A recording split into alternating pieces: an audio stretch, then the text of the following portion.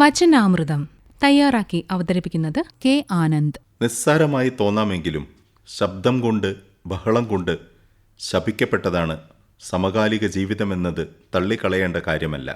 ജീവിതം എന്നതുകൊണ്ട് മനുഷ്യൻ്റെ ആന്തരിക ജീവിതത്തെയും ബാഹ്യജീവിതത്തെയും ഒരേ സമയം സൂചിപ്പിക്കുന്നുണ്ട് എന്നതുകൂടി കണക്കിലെടുത്താൽ ശബ്ദം കൊണ്ട് നമുക്കേൽക്കുന്ന പരുക്കിൻ്റെ കാഠിന്യം വ്യക്തമാകും. മിക്കപ്പോഴും ഘോര ശബ്ദങ്ങൾ കൊണ്ട് മുറിവ് പറ്റുന്നത് തിരിച്ചറിയപ്പെടാതെ പോവുകയും തക്കതായ മറുമരുന്നുകൊണ്ട് അത് ശുശ്രൂഷിക്കപ്പെടാതിരിക്കുകയും ചെയ്യുന്നു. പ്രപഞ്ചം സൃഷ്ടിക്കപ്പെട്ടത് ശബ്ദത്തിൽ നിന്നാണെന്ന് ബിഗ് ബാങ് തിയറി പറയുന്ന ശാസ്ത്രവും വചനവും പ്രണവവും പറയുന്ന മതങ്ങളും ധാരണയിലെത്തുന്നുണ്ട്. ശൂന്യവും അഗാധവും അനന്തവുമായ ഒരിടത്ത് പ്രകമ്പനം കൊണ്ട നാദത്തിൻ്റെ അനുരണനമാണ് ജീവനായി പരിണമിച്ചതെന്നത് ഒരുപക്ഷെ ശരിയായിരിക്കാം. എങ്കിലും അതേ ജീവിതത്തെ അർത്ഥശൂന്യവും പൊള്ളയും മാരകവുമായ ശബ്ദകോശത്താൽ ഞെരിച്ചു കൊല്ലുന്നതിന് അത് ന്യായീകരണമാവുന്നില്ല. ജീവിതത്തിൻ്റെ ആധാരശ്രുതിയായിരിക്കുന്നത് മൗനമാണെന്ന് ഒട്ടുമിക്ക മതങ്ങളും ദർശനങ്ങളും എടുത്തു പറയുന്നുണ്ട്. അവനവൻ്റെ ആത്മാവിൻ്റെ ആഴത്തിൽ പൊയ്മുഖങ്ങളും കാപട്യങ്ങളും വെച്ചുകെട്ടലുകളുമില്ലാത്ത വിശുദ്ധിയിൽ, തീവ്രവും സുതാര്യവും ഗാഠവുമായ ഏകാന്തതയിൽ ഒരുവന് കൈവരുന്ന ലാവണ്യാനുഭവമാണ് മൗനം എന്ന് പറയാം. മൗനമായിരിക്കുന്നതിനും ധ്യാനത്തിൻ്റെ ആനന്ദം അനുഭവിക്കുന്നതിനും മനുഷ്യന് സഹജമായുള്ള ചോദനയെ ഇത്തരത്തിലല്ലാതെ വിശദീകരിക്കാനാവില്ല.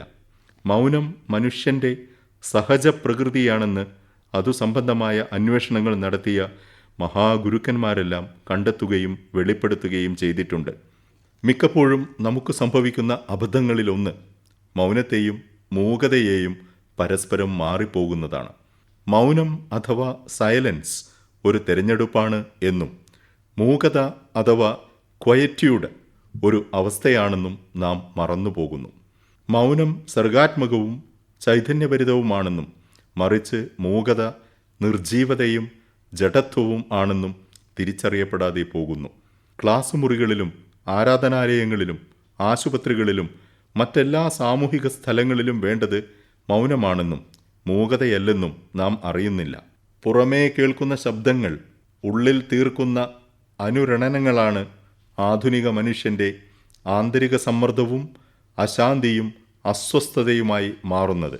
കൂടുതൽ ഉറക്കെയും കൂടുതൽ അക്രമാസക്തമായും കൂടുതൽ വന്യമായും കൂടുതൽ മാരകമായും സൃഷ്ടിക്കപ്പെടുന്ന ശബ്ദങ്ങളിലൂടെ മനുഷ്യൻ അവൻ്റെ സഹജവും സ്വാഭാവികവും ആന്തരികവുമായ ശ്രദ്ധയിൽ നിന്ന് കൂടുതൽ കൂടുതൽ അന്യവൽക്കരിക്കപ്പെടുന്നു. ശബ്ദകോലാഹലങ്ങൾക്ക് അനുചരരും ആരാധകരും ഏറുന്നു. ശബ്ദം അങ്ങനെ അധികാരവും കോയ്മയും ആവുകയും മൗനം അപവാദമാവുകയും ചെയ്യുന്നു. മൗനത്തിൻ്റെ വീണ്ടെടുപ്പ് എന്നത് വലിയ അർത്ഥങ്ങൾ ഉൾക്കൊള്ളുന്ന സങ്കല്പനമാണ്.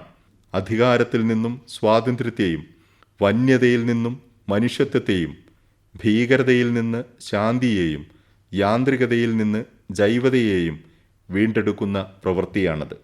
ശബ്ദിക്കുന്നത് പോലെ സുപ്രധാനമായ ഒരു ഇടപെടലാണ് മൗനം ഭജിക്കുന്നതും എന്ന തിരിച്ചറിവിലേക്ക് നമുക്കുള്ള ദൂരം യഥാർത്ഥത്തിൽ അടിമത്തത്തിൽ നിന്നും സ്വാതന്ത്ര്യത്തിലേക്കുള്ള ദൂരം തന്നെയാണ്.